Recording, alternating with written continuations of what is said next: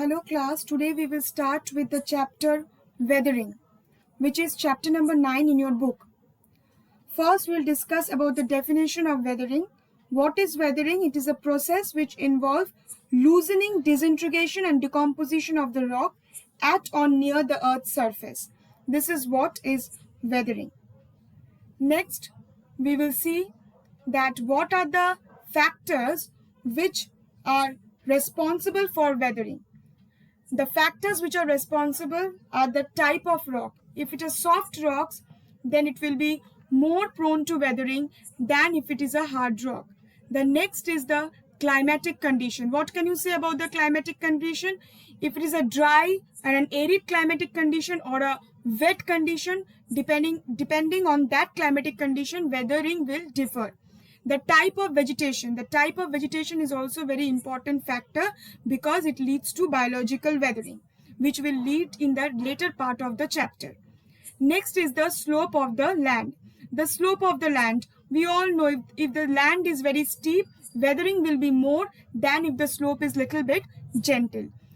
The fifth point is exposure to the sun. The more the side of the rock is more exposed to sun or the wind, that part or that portion will be more prone to weathering as compared to the part which is away from exposure. Next, what we are seeing, that all this weathering, why it is occurring, who is responsible for this weathering, which are the agents there are certain agents which is leading to weathering, and which are those agents? Like the agents of weathering are water, wind, ice, plant, animal, people, and also chemicals which are responsible for eroding, degrading, and in fact decomposing the rock. Next, we are coming that is there any difference between weathering and erosion? Yes, of course there is a difference. What is the difference? Weathering occurs in a static position. That is weathering, that is the like a decomposition or breaking of the rock, all is occurring in a static position. Okay, these are all occurring in static position. But when there is a movement involved, it is leading to erosion. That is, the rocks are breaking down into size in their original place where they have been formed, is known as weathering. When they are transported, that is, a movement is involved, it is known as erosion. And when they are deposited, they are known as, like in the form of sediments, it is known as deposition. So weathering followed by erosion and then finally deposition. Next, we will study about the different types of weathering which is there. The first weathering which you are seeing here written is the the physical weathering, which is also known as the mechanical weathering. Okay, it is also known as the mechanical weathering. Because why it is known as the mechanical weathering? Because here what you are seeing, the rocks are disintegrated. That is, they are broken into size. Disintegration of the rocks, that is, from a larger rocks it is forming a smaller rocks. Physically their rocks are reducing in size. But what is chemical weathering? Chemical weathering lead to the decomposition of the rock. Okay, so what we are seeing, the chemical composition of the rocks, like we all know that rocks is an aggregate of minerals. So when the mineral composition itself changes, it leads to chemical weathering. And biological weathering is what?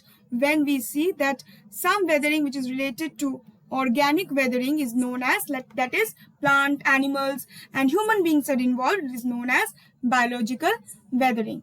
Next, today we will start study about the physical weathering, where we will see that block disintegration, granular disintegration and exfoliation, and all these weatherings is occurring because of temperature differences. Let's study about each of the part. First, we are seeing the picture of block and granular disintegration. Now, what is this? What is the block disintegration? Often question comes that what is the difference between block and granular disintegration? So, in the arid region, what you see, the difference between the day and night temperature is very high, okay? And so, during the daytime, the bare rocks are heated and their outer layer expand. And then what happens during the night time when the temperature finally falls? Okay, so the amount of expansion and contraction of the rock is not the same Okay, this leads to the development of cracks and fissures on the surface of the rock, and over a period of time you can see the picture that is from the main mass of rocks. It is just coming out in the forms of blocks and in the forms of triangulated blocks, and this is known as block disintegration. But in case of granular disintegration, we know that the rocks is made up of various mineral composition.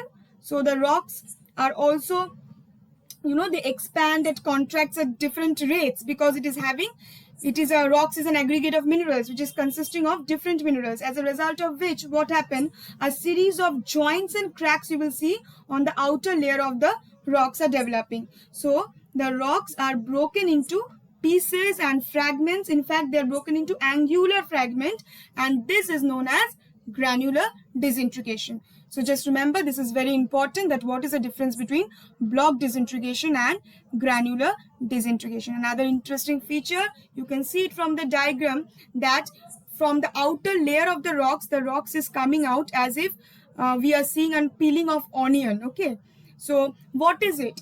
It is actually exfoliation. Peeling or flakes are coming out from the main mass of the rock. Okay, the outer layer is coming out. You can see the picture. So the rock mass, you can see the 4 diagram. The rock mass are generally poor conductor of heat. So the outer mass, okay, it expands, and then at the night it's contracts. So the outer layer expand more than the inner layer because it is exposed more. Okay, and this can completely loosen the outer layer from the main mass of rock, and in due course of time you will see that the outer loosened layer is coming off in the form of peel, means it is just peeling off from the main mass of rock. Okay, in a form of peeling off of the rock from the main rock mass is seen in the form of thin shells, you can say. And this special type of weathering is known as exfoliation. Okay, next we will see the action of the frost. See how the rocks is breaking up from the main mass. You can see the picture. Now frost action is also known as the freeze-thaw effect. The freeze-thaw effect. I will tell you what happened here. What happens here is that frost is a very active agent of weathering in the cold and in the high latitude, okay, or in the high altitude. So the cracks and the joints of the rocks are filled with water during the daytime. And what happened? This water is frozen at night when the temperature falls below the freezing point. And you know that when the temperature will fall below the freezing point, the water will turn into ice, and ice needs much more space than the water because the volume of the ice is more than that of the water. Okay, this increase in volume will exert a bursting pressure. You will see that when the temperature is decreasing, this water is changing into ice, and the bursting pressure you can see on the adjacent side. So what happened? So this pressure you are seeing on the adjacent side, so the cracks gets wider.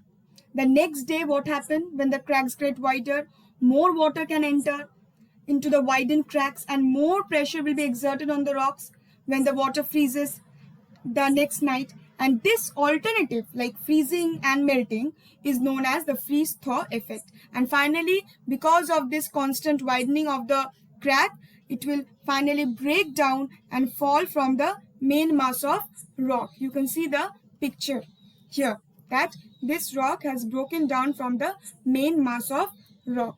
Now, if we recap what we have studied that what is weathering? Weathering is the disintegration and decomposition of rock, but it is a static event, and when it is accompanied by movement by the various agents of denudation, it is known as erosion.